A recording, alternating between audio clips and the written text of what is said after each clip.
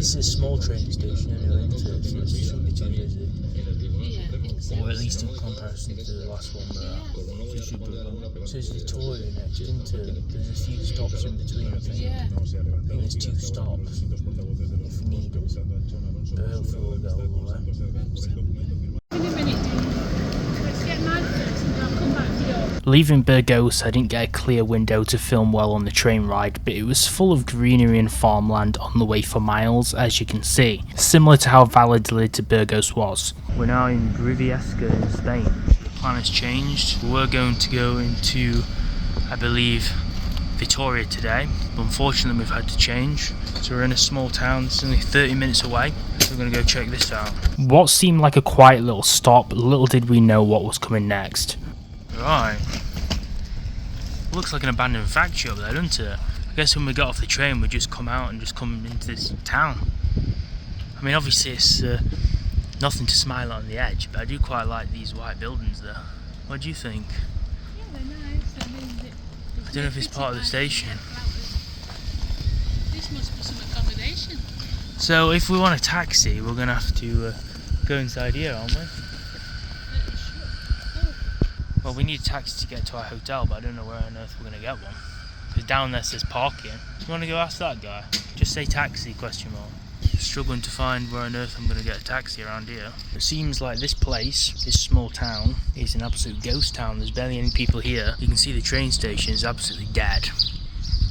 And the next train is in about 3, 4 or 5 hours. So I don't know what on earth we're going to do. I thought we had all the action in place. We'd booked ourselves a hotel. Apparently there's only 1 or 2 taxi companies or people with a car that do taxi in this town, and they're all full or all busy. So it's about 26 degrees. Luckily we've found a little bit of shade for salvation, so we don't have to be in the sun. It is a 30-minute walk, and it might be a walk along the highway, so I don't know if we want to do that in the heat. Might not be the best idea. So for the time being, we're kind of semi-stranded in Briviesca. That's an interesting twist to the narrative, but obviously nothing's entirely smooth, especially if you're going 1,000 miles home. You're always going to have hitches up and down, so it's going to be a story we can tell as long as we survive whilst we're in the shades. That's pretty cool. But we basically have this whole train station to ourselves by the looks of it. It's absolutely abandoned. It's next to an electric station and some pylons, which don't exactly make me feel any better, obviously. It kind of feels like a modern day Chernobyl or something, like we're in the Soviet Union here. Also, I heard horror stories about the tracks and train tracks and electrics, so I'm going to go away from there. If you know me, I get second-hand paranoia over everything.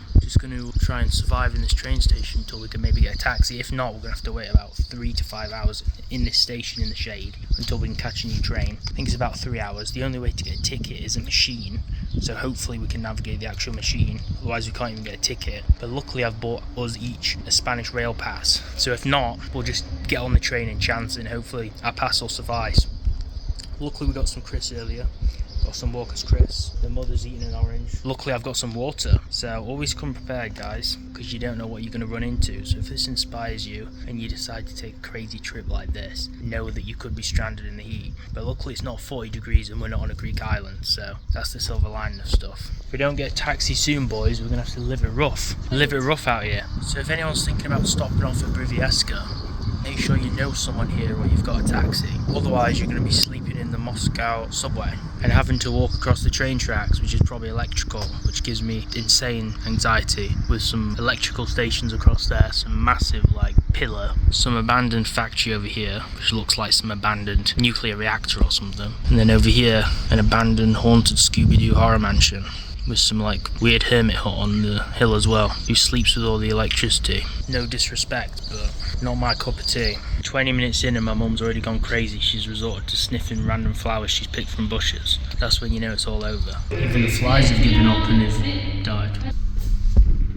So you can get customer support from someone to help you while you're waiting. That's very nice. So apparently they've got a support machine inside this train station, so we can literally call a representative from the Renfe train line on the other side to actually give us some assistance and support. Now they've given us a few taxis. I'm not sure if any of them will be some solid leads, but we'll see if we can get a taxi out of here to get to the hotel. It's just kind of a lucky dip at the minute to see if anyone actually sends a car to pick us up. So we'll just have to cross our fingers at the minute. And somebody's watching me. So right now it's 2:47 PM in the afternoon. Now when we were in Burgos, all the shops were closing at 2 p.m. and we were told that that's when people have their siestas. They have like a short nap, and then most things they reopen at like 5 or 5:30 p.m. Since it's 2:47 p.m, I'm gonna guess, I don't know 100%, but I'm gonna guess most people are probably having a siesta. So that's probably why the taxis aren't picking up right now. So do we want to wait till 5 to get a taxi, or do we want to get a train at 4 or 5 or whenever it comes? Might just have to take another leg of the journey, buy another ticket, cut our losses,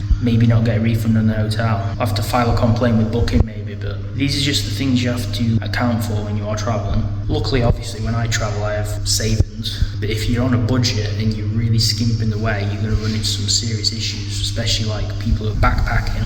Hopefully you don't run into these issues. Right now we're just chilling in the station for the next 2 or 3 hours. If we need support, all we have to do is just go on this machine, touch the screen, and we can literally talk to a dude on the webcam who can help us, which is pretty cool. So that's actually quite a good service, especially for a small town. That's actually quite nice. Well, looks like it's going to be a long one, boys. 5 hours in the train station. Surviving on broken biscuits, boys. So time flies when you're having fun.